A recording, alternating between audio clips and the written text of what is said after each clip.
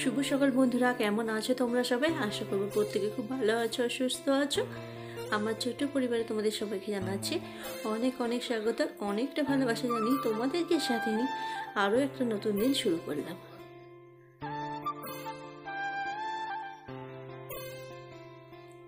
সকালবেলা তো বাসি কাজকর্ম হয়ে গেছে, তারপর আমার ঘরটাকে আমি একটু পরিষ্কার করে নিলাম।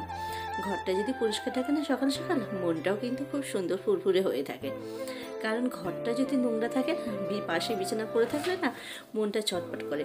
কখন ঘরে এসে বিছানাটা পরিষ্কার করবো, ঘরটা পরিষ্কার করব। ঘরের বিছানাটা যদি একটু পরিষ্কার থাকে দেখতেও সুন্দর লাগে ঘরটা। কটা জামা কাপড় ছিল টেবিলটার উপরে, জামা কাপড়গুলো ভাঁজ করলাম, করে টেবিলটাকে একটু গুছিয়ে পরিষ্কার করলাম। কালকের কিছুটা ভিজে জামা কাপড় ছিল, সেগুলো সব ফাঁকে ফেলে দিলাম, দিয়ে ঘর দরের কাজকর্মগুলো হয়ে গেল। ঘর দরগুলো ঝাঁট দেওয়া হয়ে গেছে। সকাল সকাল দেখো বেশ ঝলমলে রোদ্দুর উঠে পড়েছে। তারপর চলে এলাম রান্নাঘরে সোজা।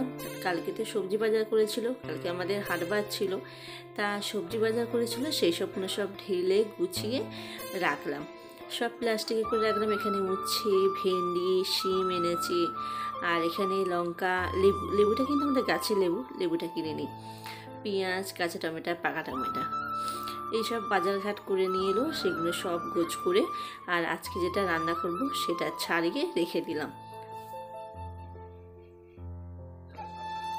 সবজিগুলো সব গুছিয়ে রেখে দিলাম, কেন এক সপ্তাহ সবজিগুলোকে আমার আবার বুঝে চালাতে হবে। এক এক দিন এক একটা রকম সবজি রান্না করব। সবজি অতটা ভালো লাগে না, কিন্তু আমরা তো বাঙালি, কথায় আছে বাঙালি মাছে ভাতে বাঙালি। মাছ রান্না হলে একটা তরকারিতে ভাতেই মিটে যায়, কিন্তু সবজি হলে আবার দুটো সবজি, একটা ডাল, ভাজা, একটা সবজি রান্না করতে হয়। আর মাছ হলে কিন্তু আমাদের বাড়িতে সেরকম তরকারি না রান্না করলেও হবে, একটা মাছের ঝোল হয়ে গেলে আমাদের খাওয়া হয়ে যাবে।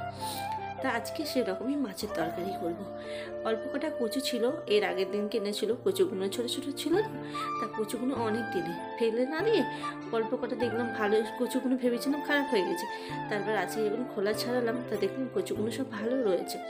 কী হবে ফেলে দিয়ে, তাই কচুগুলো আর বেগুনে আলুতে একটু কচু দিলে তরকারিটাও বেশ মজবে ভালো।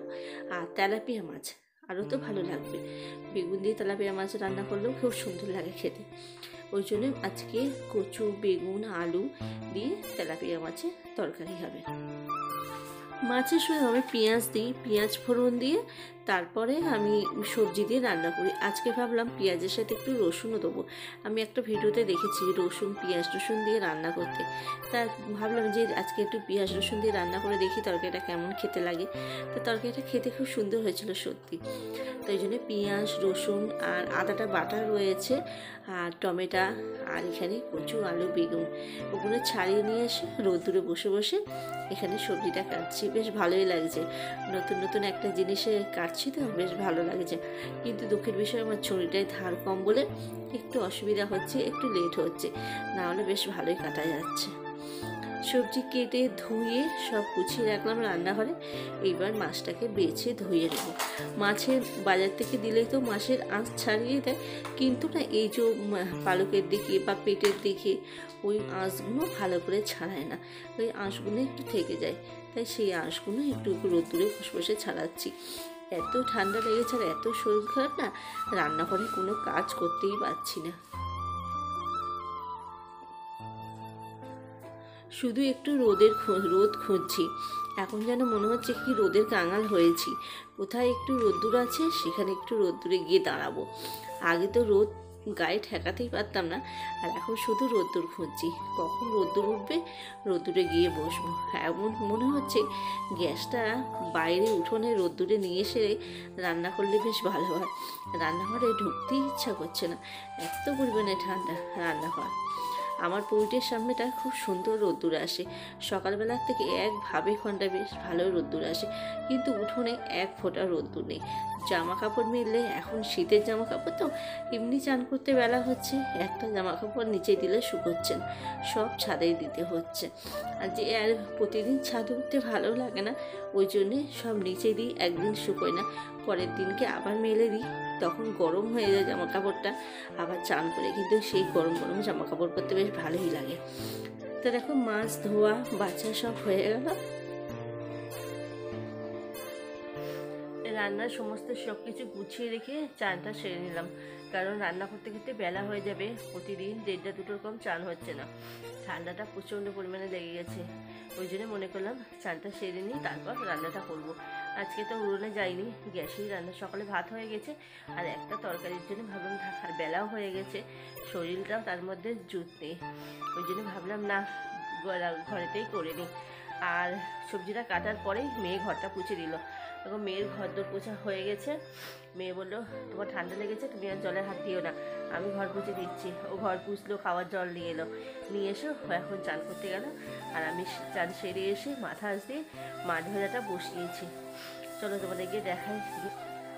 মশলার কোটো এখানে ধুয়ে রেখেছি, দেখো সব উল্টে যাচ্ছে। মশলার কোটোগুলো এই যে ধুয়ে এখানে রোদ্দুরে রেখেছি। মশলা ঢেলবো রান্না পরে, তারপর মশলাগুলো ঢেলবো, সবজিগুলো ফ্রিজে রাখবো। মাছ ভাজাটা হয়েই গেছে এক পিঠ, আর এক আমি কথা বলতে গেছিলাম বলে গ্যাসটাকে কমিয়ে দিয়ে গেছিলাম, না হলে না পুড়ে যাবে এই জলে। ব্যাক ক্যামেরা করে দেখাচ্ছে। এই দেখো মাছ ভাজা, তেলাপিয়া মাছ এখানে 2 পিস রয়েছে। আর এই যে সবজি ধুয়ে রেখেছি, পেঁয়াজ রেখেছি, আর এই ছোট ছোট এমনি মতন উঠছে।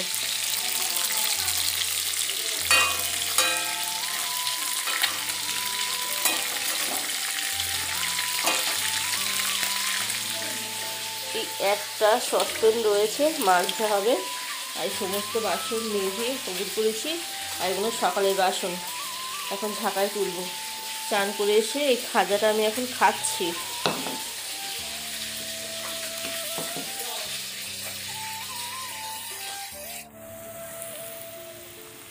দেখো এখানে মাছ ভাজাটা হয়ে গেছে, আর এখানে গোটা জিরে, শুকনো লঙ্কা, তেজপাতা ফোড়নে দিয়েছি, দিয়ে পেঁয়াজটাকে একটু ভেজে নিলাম।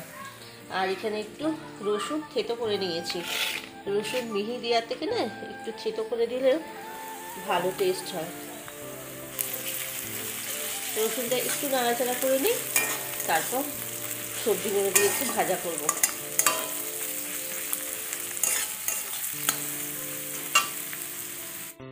রসুনটা ভালো করে ভাজা হয়ে গেছে, গন্ধ ছেড়ে গেছে। এবার সবজিগুলো দিয়ে দেবো।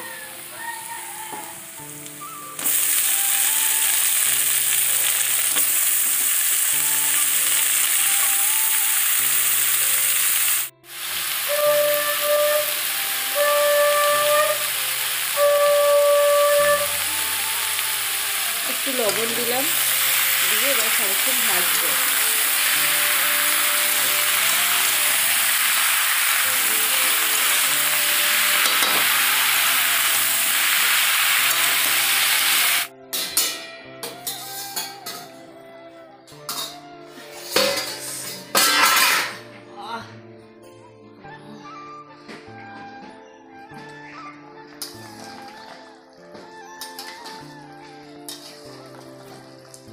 দেখো ঝোলটাকে ভালো করে একটু ফুটিয়ে নিলাম, ভাজা মাছগুলো দিয়ে দেবো।